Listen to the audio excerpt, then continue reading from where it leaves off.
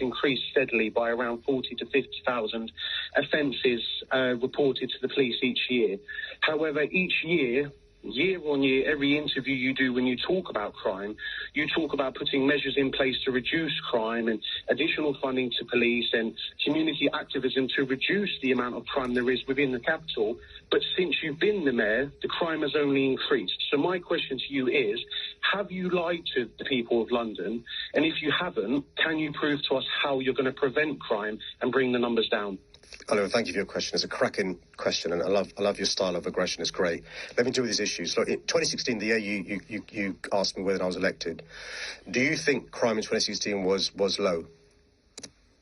No, as far as I'm aware, the statistics show it was around 500,000. Right. So we accept in 2016 crime wasn't low. In fact, it'd been going up since 2013 if we're going to go back in history.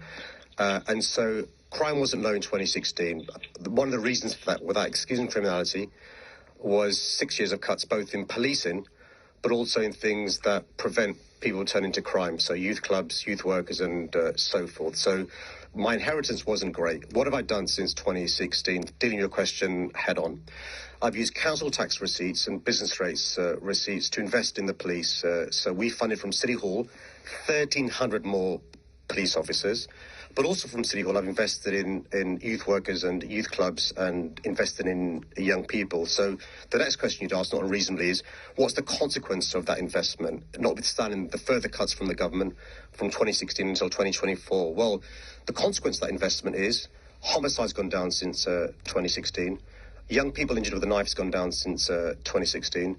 Burglary's gone down since 2016. Oh my Gun God, crime has gone down since 2016. Lethal barrel discharge has gone down since 2016. If you compare per capita homicides in London versus New York, Los Angeles, Chicago, Paris, Berlin, Madrid, it's gone down in London compared to those cities. We have fewer homicides per capita than those cities do, but it's still too high. It's still too high. And that's why, we're lobbying the government for more investment in police and young people, because, we've got to recognise that austerity has consequences, and one of those was crime going higher. We're going to carry on working with young people, being tough on the causes of crime, investing in the police, being tough on crime. That's the only way, at the end of the day, to reduce crime. Arrested 5 of them, peaceful protesters. You're lying again, Mayor Khan. Because the thing is, it's the same sort of rhetoric, if you will, or same things that you repeat. It's not rhetoric. Just run through that list again of the crimes that you're talking about. Oliver, let me give it. Mr. Khan, please carry on. Since 2016, the statistics were 700,000 crimes reported to the police. What can I do with stats? It rose to 800,000 before 2019. 2019, 2020, it dove down to 700,000. Sure. And now, of the year 2023-24, it was 900,000 in a year, sir. That's unacceptable. So you are lying, Mayor Khan, aren't that's you? the reason why you voted Labour on July the 4th, Oliver. So look, let me deal with the issue of stats, which you wanted to mention. So the Office for National Statistics, this ain't the Mayor's office, this ain't the Home Office, this ain't the police. The ONS says, in the most recent ONS report, you are least likely to be the victim of violence in London than anywhere else in the country. If you go around... Hang on, because people are going to be confused by this. In a bulletproof car, mate. Which is yours. Because he's including shoplifting, he's including let me say, ONS says you're less likely to be victim of violence in London than the rest of the country. You're less likely to be injured because of violence in London than the rest of the country. Since 2016, homicide down, knife crime where you're under 25 and you're injured is down, burglary is down, gun crime is down, lethal barrel discharge is down. Now, I accept other crimes have gone up. Shoplifting has gone up. The LSE did a report, Oliver. The LSE said, as the cost of living crisis has got worse, acquisitive crime has got worse. Shoplifting, robbery, thefts, burglary across the country. That's the LSE report, not Sadiq Khan, the London School of Economics. So, other crimes have gone up across the country. Not surprisingly, including London, and that includes fraud as well. And that's one of the reasons why I'm quite clear.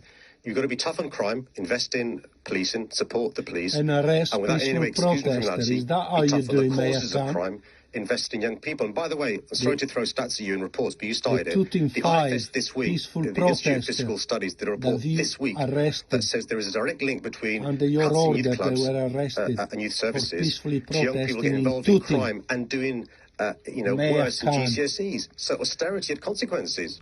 What is, thank you, Oliver, what is Project Gladis?